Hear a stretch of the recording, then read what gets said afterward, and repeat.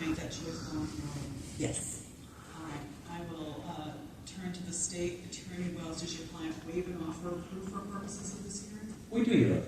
Thank you. Attorney Moran, ask the state to lay out the terms of the negotiated disposition. Ms. Charbonneau, I'll ask you to listen carefully to these terms. I'm going to come back to you in a minute to make sure that you understand what they are.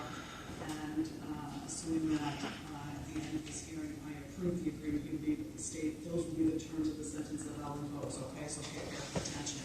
Attorney Moran. Thank you, Your Honor. Starting with the conviction for DUI, that's charge ID ending in 266C.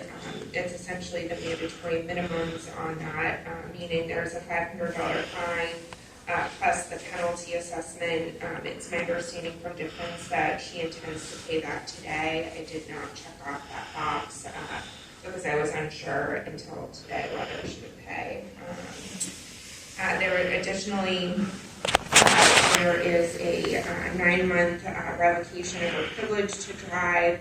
That begins when the ALS went into effect, which by my calculation is August 2nd of 2023, which I have indicated that date on the sentencing form.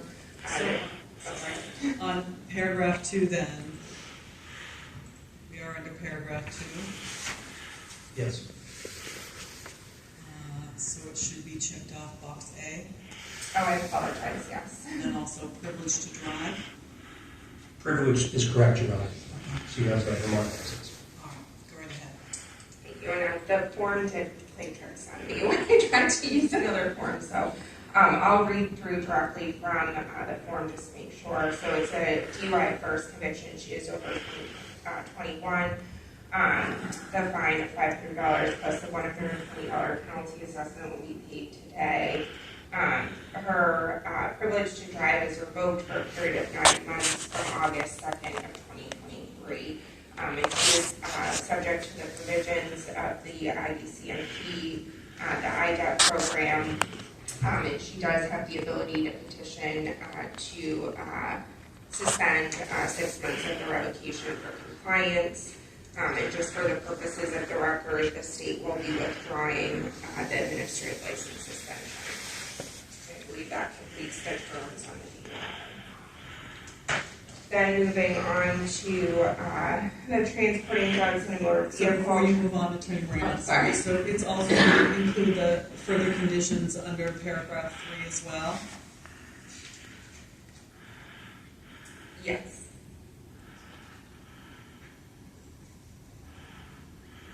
Nothing on page 4. All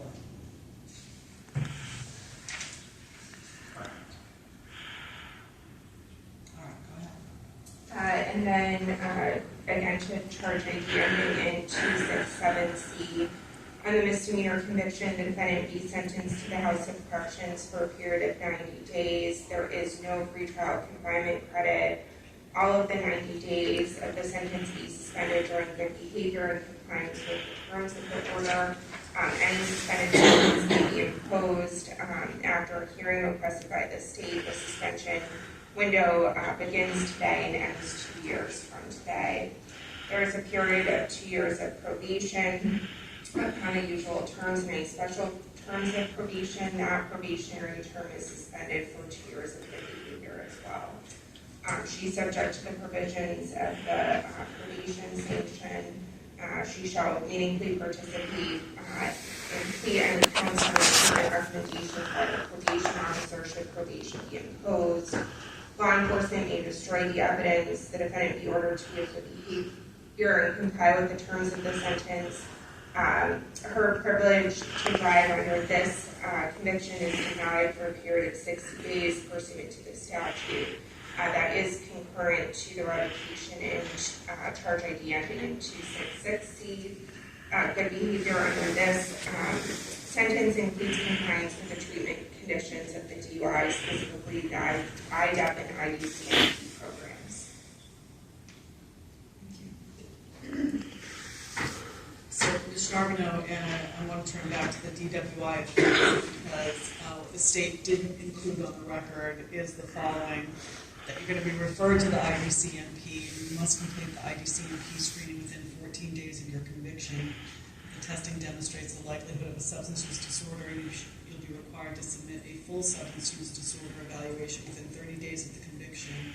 That will be administered by a service provider indicated by the IDCMP, and you must thereafter follow the service plan developed for the substance abuse disorder evaluation by the IDCMP.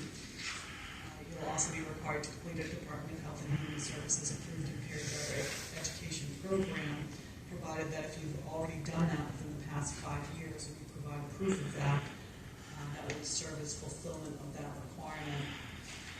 You'd also be eligible to file a motion with the court to suspend up to 6 months of your revocation of the privilege to drive, provided that you're in compliance with any service plan developed from the substance use disorder evaluation by IDCMP, as well as having completed that driver education program.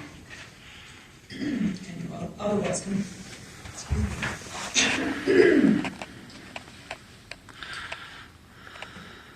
that you are otherwise in compliance with all the terms and conditions of this order.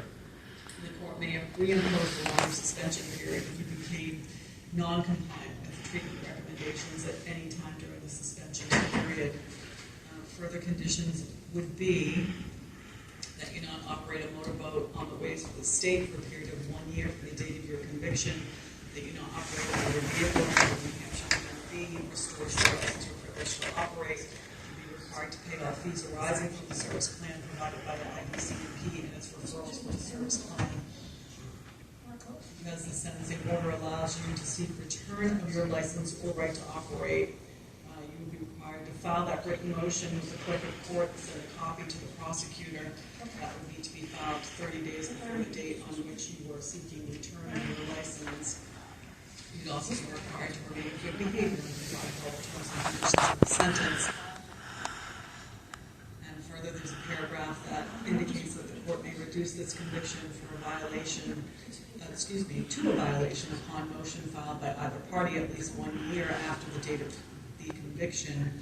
Deciding whether to reduce the conviction to a violation, the court may consider the defendant's subsequent driving record, any evidence of drug or alcohol treatment, the hardship that having a criminal record may cause for the person, and any other factors that the court deems relevant. So, turning back to that, do you like to understand all the proposed terms and conditions of that sentence? Your Honor, if I may? You may. Only under paragraph Roman numeral 3, further orders. Under B, the defendant shall not operate a motor vehicle until the New Hampshire Division of Motor Vehicles restores his or her right to operate. Do you have the ability to add into that the defendant shall not operate a motor vehicle within the state of New Hampshire? She has a Vermont license, which is still valid until such time as Vermont suspends it. She just can't get out of New Hampshire. Is that an agreed term of this negotiating position? I think it is, Your Honor. It's the law. Well, so. I don't know the reciprocity with Vermont, and so I don't practice law in Vermont. So what I would say is that just because this court issues that order doesn't mean that Vermont. What will happen, Your Honor, is that her privilege operator will be suspended in New Hampshire. New Hampshire will create an abstract, and it will send it to Vermont. And then Vermont will suspend her license. But until such time as Vermont does that, she can drive anywhere in the world except for New Hampshire. The Vermont license remains valid. New Hampshire can only tell her she can't drive in New Hampshire because we didn't issue the license. It sounds to me like I don't need to amend anything. Well, except it says, the order says, the defendant shall not operate a motor vehicle until the New Hampshire Division of Motor Vehicle. I don't want anybody to say, oh, she got a speeding ticket in Vermont 2 days from now, which is perfectly legal, and she violated the court's order because she would not. Her license is valid in Vermont. This was not raised with me until this very moment, and so my position is that the standard language should stand, and certainly with that explanation on the record, I think we would be covered in terms of what the defense is outlining. Here's what I'd say. It's either a fully negotiated disposition or it's not. So I'll recess this hearing and you guys can come out to